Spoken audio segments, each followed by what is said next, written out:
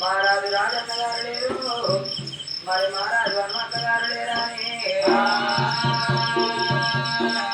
ఆ చనిపోయిన రాజన్నకు హనుమావు చనిపోయిన స్వర్గలోకం చెందాలని ఎండ పెళ్లి నుంచి ఒక కళాకారులు తీసుకొచ్చి రామరామణ కీర్తన చేపిస్తా ఉన్నారయ్యా. ఆగో రామ రామ నేను అనుకున్న రోమ రోమ నా పాపం ఎడవాసిపోనన్నారు. మరి కొమ్మరు వెళ్ళి గుళ్ళ ఎగేడవడం మొదట కాలుగాచిన గంట గంటకోసారి గడియ గడియకోసారి మా ఇంటి కాలమో గారని